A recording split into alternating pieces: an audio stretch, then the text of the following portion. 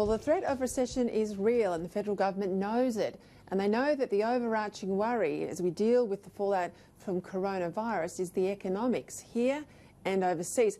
The package announced today was much larger than earlier reported, and it was heavy on cash, jobs and keeping businesses, as the PM said, in business. So what's all the details here? Who can access what and will it be enough?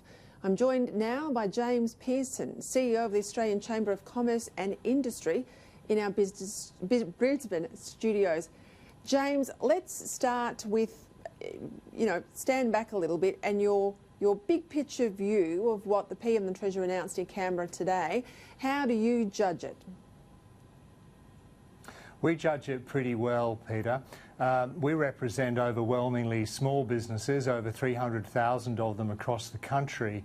And the fact that the government's recognised that small businesses are key, it's going to be putting more cash back into those businesses. It's going to be incentivising them with tax breaks to go out and buy more equipment, more plant before the end of June. And it's going to be putting more money in the hands of people who are going to spend it, people who are on welfare, New Start recipients, pensioners and the like. And also it's going to be targeting support into regions which are being really hit and hit hard, including here in Queensland, by the impact of the coronavirus. We think it's a package that makes a lot of sense. And we also recognise that there's still a budget to come in May where there may be the opportunity to take some more measures if in fact they are needed.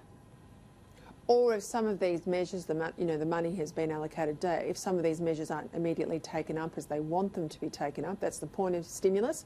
It's supposed to be a rapid injection. If they're not taken up, they can restructure how they are allocated or indeed put the money somewhere else. I want to go to some of the specifics. You talked then about the cash payments. We know that that goes to pensioners, but not just those receiving a pension, older Australians who receive the Commonwealth Seniors Healthcare Card, carers and others, and those on family benefits. In relation to small business, small to medium-sized businesses, you talked then about the instant asset write-off. Right now, before this announcement today, it was at $30,000. It's really going to jump to $150,000. How does it work?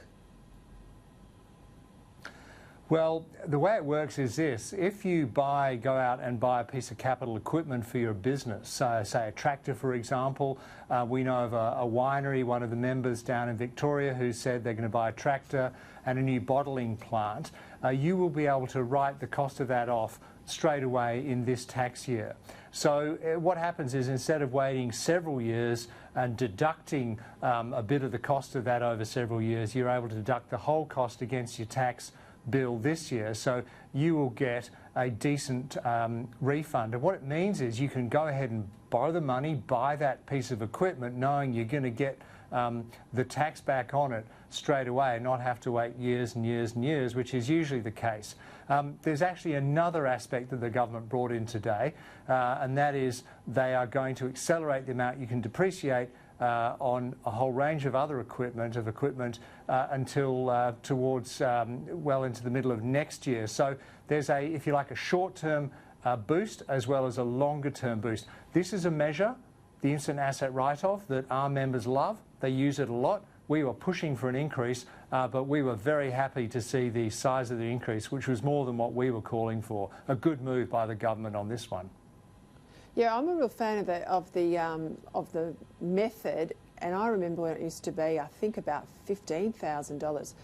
To get it to 30 now, to get it to 150 is a real benefit. Of course, you've got to have the money there to go out and spend upwards of 150,000. And correct me if I'm wrong, remind me, it used to be that it was multiples of that. So it's 150,000 in this case per asset. So you could buy multiple assets as long as each one didn't exceed 150,000. Am I right there?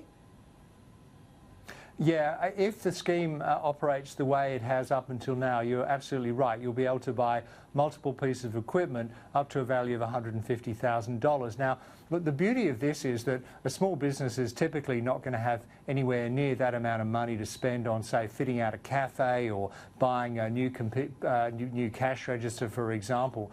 But bigger businesses are also being allowed to access the scheme at least until the end of June this year. And so what will that mean is that as well as a small business getting a benefit, bigger business, they'll be able to spend bigger lots of money. And what that means then is that when they buy from equipment suppliers, they're keeping those businesses that supply them in work, and they're keeping all of their employees in a job too. And that's the beauty of the scheme. It keeps a whole lot of businesses and an even greater number of workers who work in those businesses in a job through this difficult period that we expect to have to go through over the next few months. All right, I want to talk about apprentices in just a moment, or training workers as well. But I heard the PM talk about $25,000 or up to $25,000 cash injection for business, small business in particular. How does that work? So the tax office is going to use businesses' tax returns, the monthly or quarterly BAS return that they have to do, to identify the amount of employees, the wages bill, if you like, that small businesses in particular have, and it's essentially going to be giving cash back into businesses who are employing people. And so the whole point of that is to keep businesses able to afford to keep employing people, to keep people in jobs. So as we understand it, from talking to the government to talking to Treasury officials, it's actually almost an automatic system. So it'll make it as easy as possible for the money to flow, and it will start to flow in the next weeks or so. We're getting a lot of inquiries from members ever since the details of the package came out today, right around the country, right around different types of industries. So clearly there's that interest and there's this demand for this. I expect a lot of take-up. I think it's going to make a real difference. And just before we go, you know, the real worry in all of this is our younger workers, our apprentices, our trainees. When things are tough, or there's certainly economic worry, even if it hasn't materialised for business, they are the first that disappear. And that, I think, was very much the forefront of the government's mind. What have they put in place to help business keep their more junior employees through this? And I think this is an area where the government has shown that it is looking ahead. So basically, if you're employing apprentices and you're a small business, the government up until September is going to be giving you half the cost of employing those apprentices. So it's going to make it a lot easier, a lot more likely that businesses, particularly small businesses, are going to be able to keep those apprentices on, even if times might get tough for those businesses. And it's a recognition that these men and women, young and old, are the future pipeline of workers, of skilled workers that our businesses and our economy needs. And it would be a tragedy if they were to suffer disproportionately from the times that we're going through with coronavirus. And again, it's based on whether or not you're already employing apprentices, an apprentice or more than one, and you'll be getting that money flowing back to you from between the beginning of January to the end of September. Well, James Pearson, it's a terrific package, I think. Let's just hope it all works and hits where it needs to hit. Thank you very much for your time tonight.